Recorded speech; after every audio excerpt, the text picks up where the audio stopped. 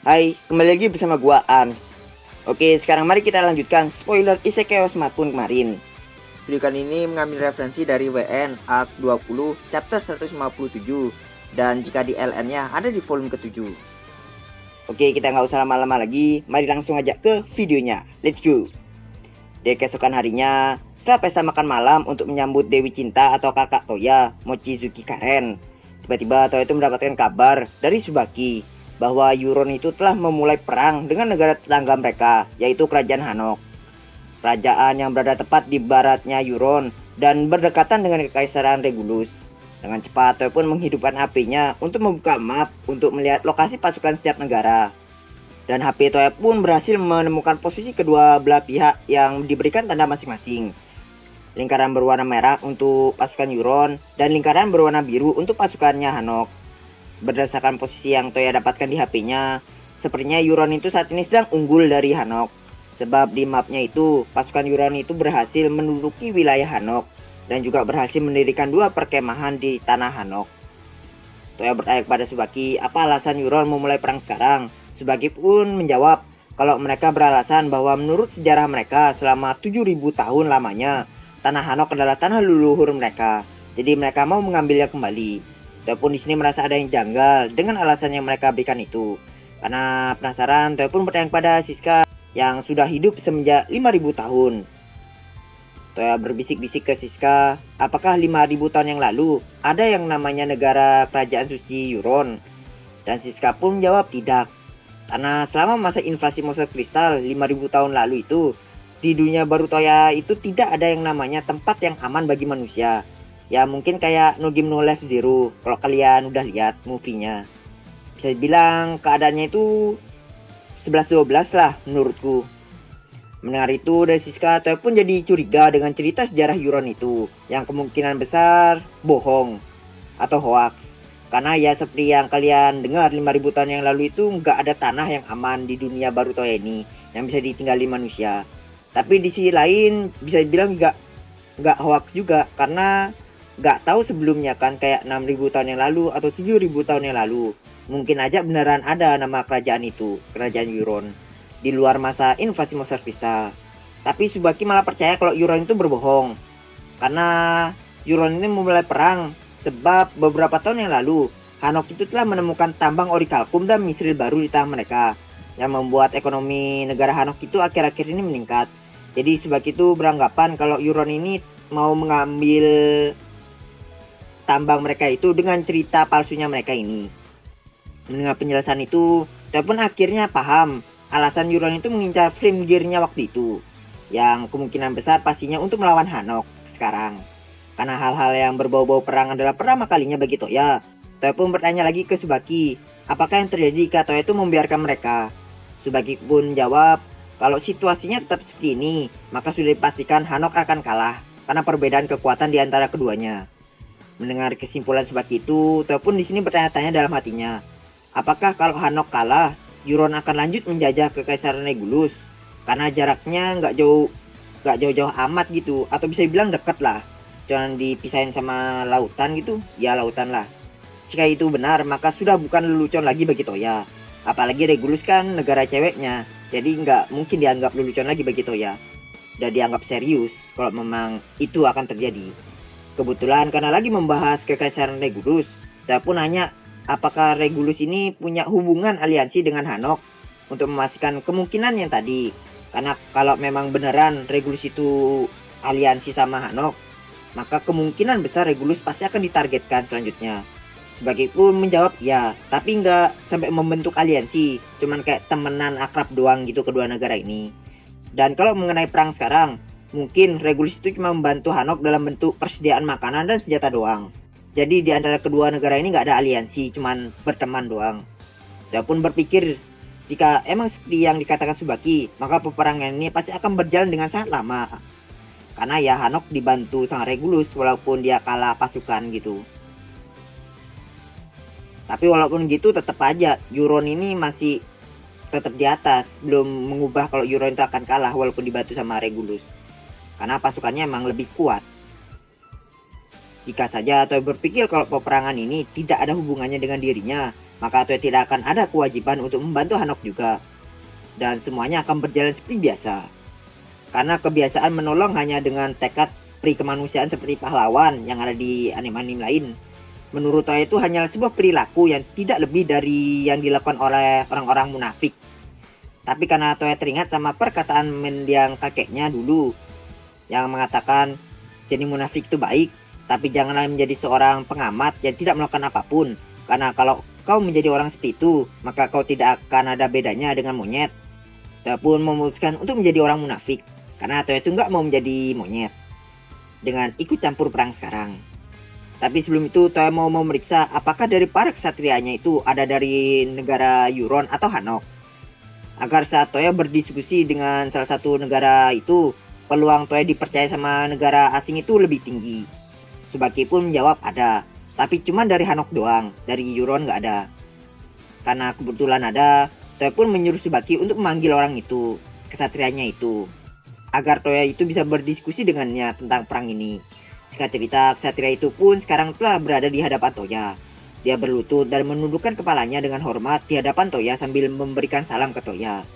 Namanya Paulo, salah satu dari anggota Ordo Kesatria. Seorang pemuda yang memiliki rambut pendek berwarna kastanya. Dan kalau Toya tidak salah, dia adalah orang yang disukai oleh Nicola, sebab dia itu serius dalam bekerja. Mula-mula Toya bertanya padanya terlebih dahulu, apakah dia benar-benar berasal dari kerajaan Hanok untuk memastikan gitu. Walaupun dengan kebingungan, dia menjawab iya.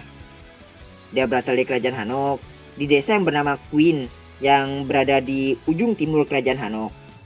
Pola bingung di sini karena berita peperangan Hanok dan Euron ini masih belum tersebar luas, atau bisa bilang masih informasi rahasia. Makanya dia di sini itu bingung. Tapi setelah Toya menceritakan atau memberitahukannya ke Paulo bahwa negaranya saat ini sedang dijajah, dan apalagi setelah Toya memperlihatkan map atau peta desanya di HP-nya Toya itu, sekaligus lokasi terkini pasukan Euron, yaitu menjadi sangat panik bukan main. Karena ternyata desanya itu sedang diincar oleh pasukan Euron saat ini juga. Di map Toya ditunjukkan kalau para pasukan Euron ini saat ini sedang bergerak menuju ke arah ke desa Quinty itu, ke desanya Paulo. Yang besar kemungkinan Toya prediksi pastinya untuk dijadikan markas atau perkemahan atau lainnya gitu untuk para pasukan Euron. Tapi ternyata prediksi Toya itu terlalu naif, cuman dijadiin perkemahan doang gitu menurut Toya. Karena Paula sebagai orang profesional mengenai Euron, dia tahu kalau Euron itu memiliki aturan yang sangat gila, yang mana mereka itu atau para prajurit mereka akan diberikan hak oleh pimpinan mereka untuk merampas segala sesuatu dari negara atau tempat yang berhasil mereka jajah. Mau itu uang, senjata, armor, makanan, bahkan wanita pun dianggap sebagai barang jajahan mereka. Dan mereka itu bebas melakukan apapun. Dan ini itu bukan hoax, karena 20 tahun yang lalu, negara kecil yang bernama Zaram yang terletak di antara negara Hanok dan juga Euron, ini tuh sudah duluan menjadi korban. Dan seperti yang dijelaskan lah nasib mereka itu. Ya harta mereka dan para cewek mereka itu ya nggak usah dijelasin lah, kalian tahu lah. Yang pastinya parah. Sebagai pun juga di sini ikut menjelaskan kalau di Euron itu ada yang namanya sistem status yang sangat keras, atau simpelnya rasisme antar status yang sangat keras. Dan juga sistem perbudakan. Memang metode perbudakan mereka nggak separah Sandora yang sampai memakai kalung perbudakan gitu. Mereka cuma mentato para budak mereka sebagai tanda kalau orang itu adalah budak. Tapi yang namanya budak ya tetap budak, gak ada enak-enaknya jadi mereka. Karena takut desanya akan berakhir tragis di tangan Euron seperti negara Zaram, Polo pun meminta belas kasih ke Toya untuk membantu desanya atau negaranya sambil menunduk dan berlutut gitu memohon ke Toya. Tapi tanpa Paulo sangka ternyata permohonannya itu diterima oleh Toya dengan mudahnya. Toya memberitahu Polo kalau itu emang tujuan awal Toya. Jadi walaupun Polo nggak memohon, Toya memang udah mau membantu Hanok termasuk desanya itu.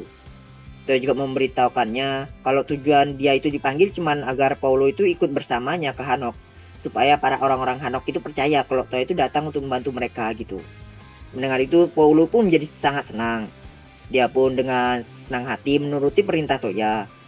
Dia memberikan ingatannya tentang desa Queen ke Toya menggunakan si recall agar mereka itu bisa langsung pergi ke sana Dan mereka bertiga pun, Toya, Polo, Tsubaki langsung pergi ke desa Queen menggunakan gate. Tak butuh lama, seperti biasa, mereka bertiga pun sampai di desa Queen.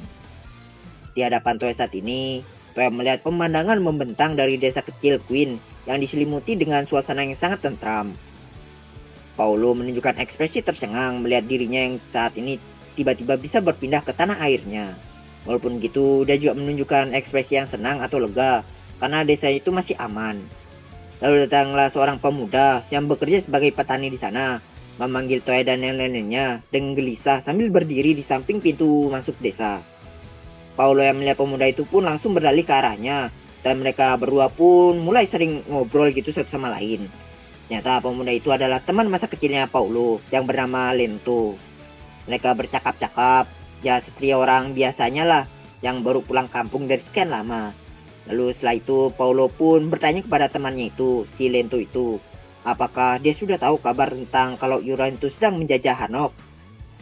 Yang awalnya Lento itu menunjukkan ekspresi senang karena bertemu dengan Paulo, sekarang berubah menjadi muram. Dia bahkan penduduk desa ternyata sudah tahu tentang berita itu. Para penduduk desa sangat ketakutan dengan apa yang harus mereka lakukan setelah ibu kota Hanok jatuh nanti. Ini posisi mereka ini nggak tahu ya kalau pasukan Yuran itu sebenarnya lagi mau menjajah desa mereka terlebih dahulu. Makanya mereka itu mikir kayak gitu. Tapi ya nggak usah aku jelasin detail ya. Setelah Paulo memberitahukannya ke Lento tentunya langsung panik dan segala macamnya gitulah. Tapi Paulo langsung menyuruhnya untuk tenang dan menyuruh Lento itu untuk mengantarkannya ke kepala desa cepatnya. Karena mereka akan mendapat bantuan dari Toya, baginda raja dari negara Brunhildo. Paulo memperkenalkan Toya dengan sangat berlebihan ke temannya itu. Biar temannya itu lebih percayalah, lebih tenang lah gitu. Tapi karena perkenalannya mendadak itu, kata-kata layaknya seorang bangsawan pun tidak keluar dari benaknya Toya, dari mulutnya Toya. Toya malah membalasnya dengan sedikit mengangguk. Karena sikap Toya yang gak ada bangsawan-bangsawannya, dan pakaian Toya yang gak ada menunjukkan kalau Toya itu seorang raja. Teman Paulo itu malah gak percaya dengan perkataan Paulo kalau Toya itu seorang raja, dan malah mengira kalau dia itu lagi sakit. Mendengar itu, Toya pun mulai berpikir apakah dia harus membuat mahkota sekarang juga untuk membuat temannya ini percaya kalau Toya itu adalah seorang raja. Oke, sekian dulu untuk chapter kali ini. Kita akan lanjutkan chapter selanjutnya di video selanjutnya. Maaf jika ada salah kata atau informasi. Makasih bagi yang sudah nonton. See you next video and またね、アズールレーン。